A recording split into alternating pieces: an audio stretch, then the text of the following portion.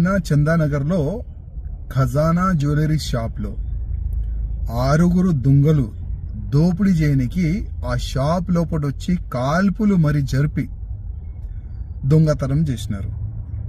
వాళ్ళు సంగారెడ్డి వైపు వెళ్ళినారు, అటువైపు వెళ్ళినారని ఇట్లాంటి వార్తలు కూడా మీడియాలో నడిచింది. కానీ ఇవాళని నేను మీడియాకి వాచ్ చేస్తే కొన్ని వార్తలు నడుస్తున్నాయి, ఆ 6 మందిని అరెస్ట్ చేసుకున్నారు అని.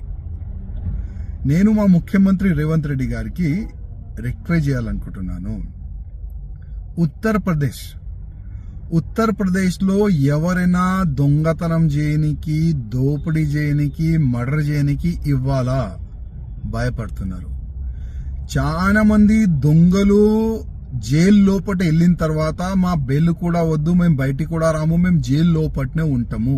ఎందుకంటే ఏ దొంగతనం చేసేవాళ్ళు, ఏ మర్డర్ చేసేవాళ్ళు, ఎవరైనా మాఫియా బయటికి వస్తే ఎన్కౌంటర్ అవుతుంది. అంటే యోగి ఆదిత్యనాథ్ గారు ఆ విధంగా ఒక మంచి వాతావరణం ఉత్తరప్రదేశ్లో తయారు చేసి పెట్టుకున్నారు. రేవంత్ రెడ్డి గారు, మీరు కూడా మన తెలంగాణ ప్రజలని కాపాడడానికి కొన్ని ఎన్కౌంటర్ మీరు కూడా చేపియాలి. ఇప్పుడు నిన్న ఆ ఖజానా జ్యువెలరీ షాప్లో దొంగతనం చేయనికి వచ్చిన తర్వాత వాళ్ళు కాల్పులు కూడా జరిపినారు. కొంతమందికి బుల్లెట్ కూడా తాగింది ఆ షాప్లో పనిచేసే వాళ్ళకి, మేనేజర్కి. ఒకవేళ చనిపోతే, ఇంకా జనాలపైన వాళ్ళు ఫైర్ చేస్తే ఏమయ్యేది? కొద్దిగా ఆలోచన చేయాలి. అందుకోసం తెలంగాణలో కూడా ఒక భయం అట్లాంటి వాతావరణం క్రియేట్ కావాలి.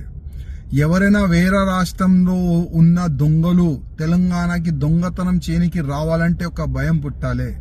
తెలంగాణలో దొంగతనం చేయనికి మనం పోతే అక్కడ ఎన్కౌంటర్ చేస్తారు పోలీసులు. ఆ విధంగా ఒక భయం పుట్టాలంటే మీరు కొద్దిగా యోగి ఆదిత్యనాథ్ గారు ఇష్టాల్లో వెళ్తేనే ఆ దొంగలకి ఒక భయం పుడుతుంది. రేవంత్ రెడ్డి గారు కొద్దిగా ఆలోచన మీరు కూడా చేయండి దీనిపై.